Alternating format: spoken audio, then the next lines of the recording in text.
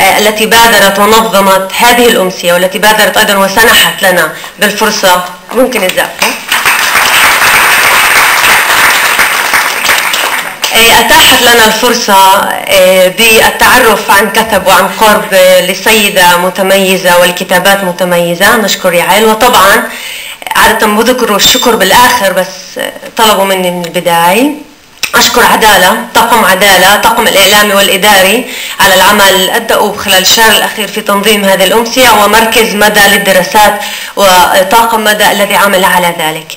Now I'm going to switch to English, so most of you will understand what exactly I said. I just thank everybody in a few words in Arabic. So good evening.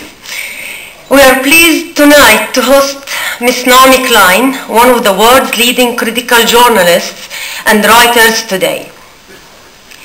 Of all the interesting political analysis presented by Naomi Klein in her book, The Shock Doctrine, I have chosen to focus, not surprisingly, on chapter 21. This is my shock, as lawyers, and you're gonna understand this soon. In this chapter, Ms. Naomi argues that Israel's economy can be understood as a guns and caviar model. Israel has crafted an economy that thrives on war and violence. In other words, Israel profits enormously from its constructed security industry, which is the leading export industry for the state. Therefore, Israel has no economic interest in a state of stability, reconciliation, and peace in the region. The security industry. As we have seen, security as a profession is used by the state not only for reaping profits and economic growth, and not only for imposing law and order, but also for promoting a violent ideology and policies are prevented by law from establishing a family together in the state of Israel. When Adala petitioned the Supreme Court in this case and sought to expose the demographic motive, the court preferred to address the issue from the lens of the state security.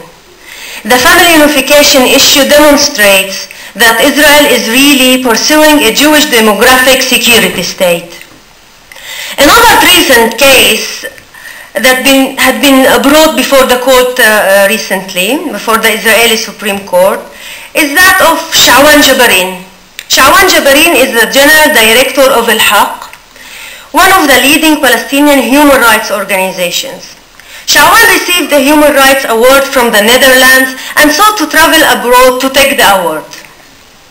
However, the Shabak, the General Security Service, prohibited him from traveling.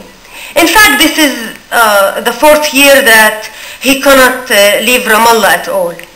Sha'wan submitted a petition and the Shabak presented secret evidence before the court. Sha'wan was not permitted, of course, to know the evidence against him.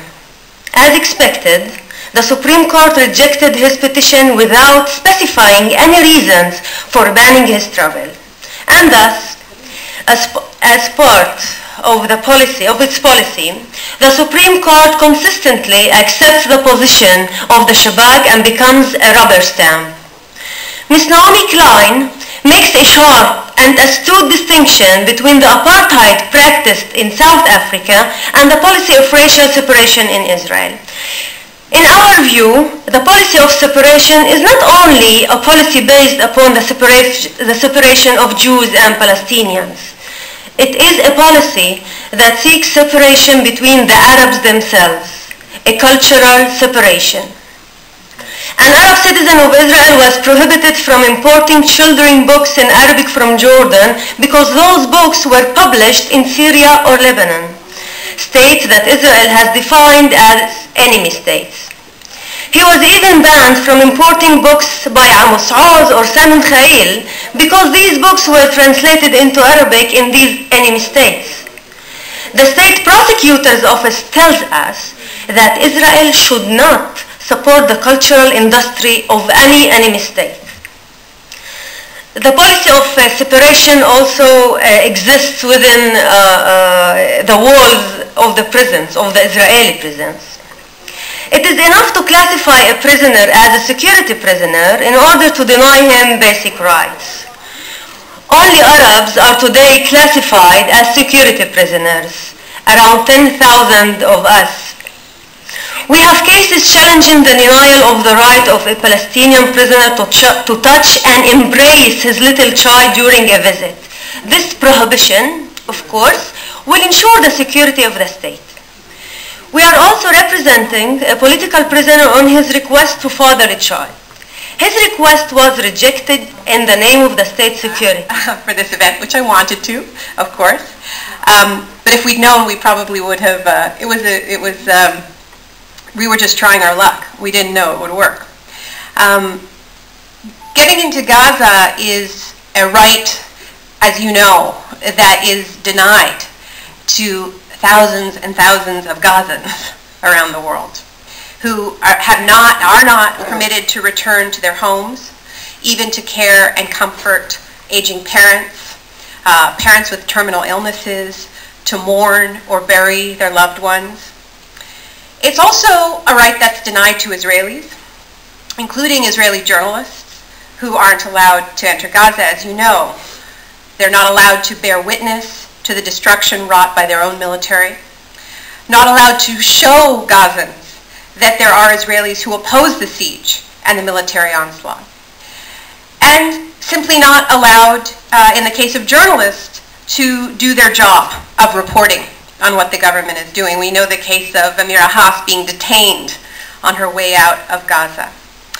And this is not some little news story here that they're not allowed to report on.